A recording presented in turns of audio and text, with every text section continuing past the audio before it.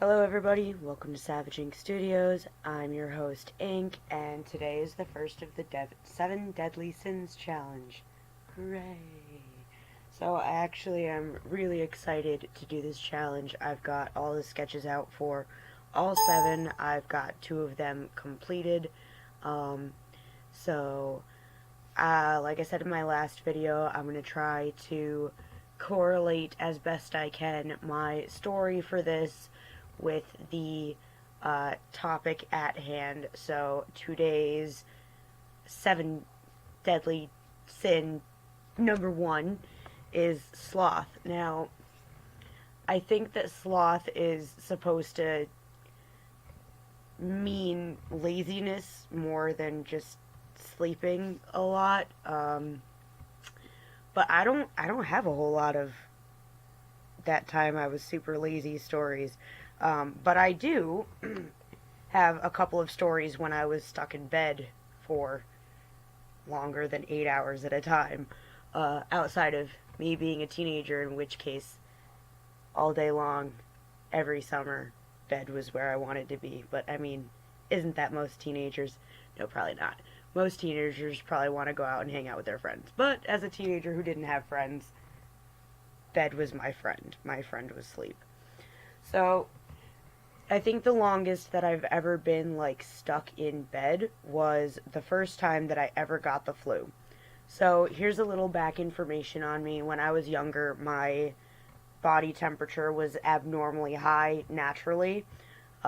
If I went to the nurse's office and told them I didn't feel good and they took my temperature, it was always like 100.5, which is just high enough that they had to send me home, basically. So it's not like scary, dangerous fever temperature, but it's higher than it's supposed to be. So when I got really, really sick and I actually did spike a fever, it became dangerously high. So the flu for me is no joke. I mean, it's scary. Not that anyone enjoys having the flu, but my family members who had the flu, it was just a lot of throwing up. In my case, though, I was conked out hard and actually hallucinating. I believe the first time I had the flu, it lasted for a little over a week, and I don't remember almost any of that consciously. I remember the hallucinations that I had. One of them was just being stuck like under a pile of rocks, and the other one was being on a road in like a gray wasteland on a road that never ended in either direction. Very, very strange. Apparently, though, my stepmom, Vanessa, had told me that the entire time that I was sick and passed out, I was basically like crying for my mom. So that's interesting because I'm I'm not entirely sure that my mom's ever actually done a good job of taking care of me, so I don't know why I would want her when I'm sick, but even to this day, if I get really, really sick, I kind of just want my mom, which makes no sense because, like I said, I can't really remember a point in time where my mom was eager to, like, take care of little sick me, so, yeah, so a week and a half of being stuck in bed. All that I remember from that time period of being awake was that I couldn't eat anything that entire week, and that every time that I tried to drink water, I would throw it back up. The only thing that would stay down, my dad, who also had the flu at the time, went to the market anyway, even though he was very, very ill, and picked up tons and tons and tons of orange Gatorade and Pedialyte. And the orange Gatorade was the only thing that didn't come back up as soon as I swallowed it. So I spent a week living on orange Gatorade. And the only other thing that I really remember about being conscious at that point in time is that my dad was having part of his house remodeled, so we were in this like little guest house somewhere, and it was just completely unfamiliar, and every time that I woke up I felt like I wasn't actually where I was because I didn't recognize the place that I was sleeping. and just that it was a terrible experience and that I was super freaked out. Um, Another time that I was stuck in bed for more than my normal 8 hours, that didn't just have to do with my laziness, was the first time that I ever drank alcohol.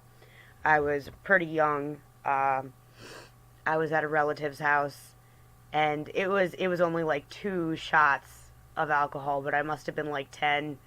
Uh, and I mean, I'm sure I'd had like sips of wine at dinner or whatever, or gotten a swig of my mom's beer and been like, ew, that's gross. But the first time that I recall actually like sneaky drinking, I was probably about 10 with a relative, and I just remember being super, super tired. Like, that was my only reaction. I was super tired. I laid down, and when I woke up and went to my relatives, they informed me that I must have been sick or something because I was in bed for 2 days and didn't wake up, not even to like pee or anything, which is weird. Um, and another time that I was conked out for like 2 days was another drinking experience, but I was older and drank significantly more. And again, I ended up like asleep in bed for like 2 days. You'd think that I would learn my lesson with certain types of liquor. But, I mean, I guess I have, because I'm sober and very, very rarely drink anymore, so I guess lesson learned, right? Um, I feel like this isn't really long enough to be a whole video of just me being tired sometimes, because let's be honest, if it was up to me and I didn't have to pay my bills, I'd spend a lot more time in bed, which is one of the reasons you guys voted that you wanted half of the Seven Deadly Sins characters to be new characters that I just create off the bat, and that half of them you guys wanted me in the pictures. So this one is me, obviously, snoozing, because that's one of the Seven Deadly Sins that I can relate to because I like to sleep a lot. Uh, I guess the only other story that I can really tell about oversleeping is my sister Ivy, after she had her first son, had postpartum depression really, really bad. And I mean, if you watched my video, my surprise guest video where Ivy joined and, talked about her wedding day, you'll remember that she didn't wake up in time and was late for her own wedding because we couldn't get her out of bed. So she's always been like a really heavy sleeper, a really hard person to wake up. But after her first son was born, I mean, like, you would think that we just had a corpse on our couch because she was just so tired and so sad and just having a really rough time all of the time. And it got to a point where, a couple months later, I was like genuinely concerned that this was just gonna be how she was from now on.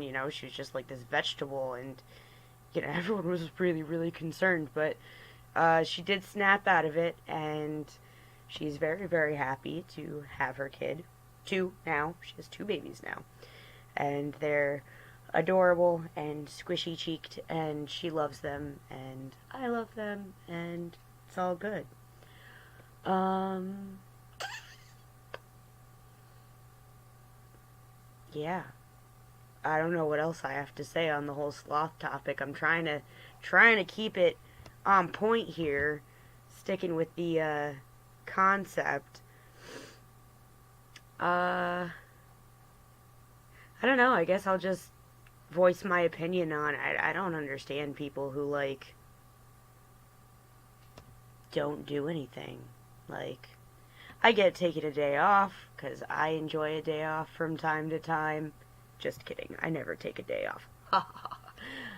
But there are people who would genuinely like to just sit home and watch TV and do nothing else with their entire day, and I can't even imagine, like, even if I won the lottery and didn't need a job, I would reopen the animal rescue, or, try and get into like a full-time art career or something, I would definitely be filling my day with activity and would not just sit around binging television daily. I don't even watch enough shows to be able to do that, to be honest. I'm a hardcore Game of Thrones fan. I love Once Upon a Time. There are a couple of other shows that I like have a mild interest in, you know, like Doctor House or whatever. Um, but I don't follow or have interest in enough TV shows to even be able to just sit in TV binge. I'd be so bored. So I don't know. Can't relate. Hashtag can't relate. Right? That's the thing now, right? Kids are doing that.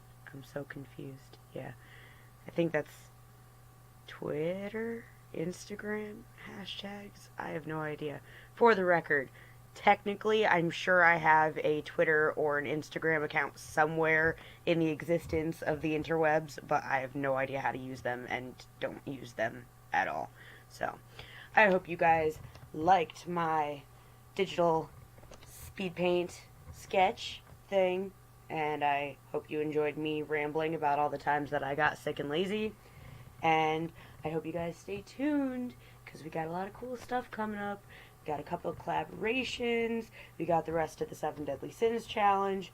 And because I'm not busy enough with my 40 plus hours of work a week, working 13-hour shifts and trying to upload every other day, and already having a bunch of challenges, I've also opted to enter into a competition for a springtime picture.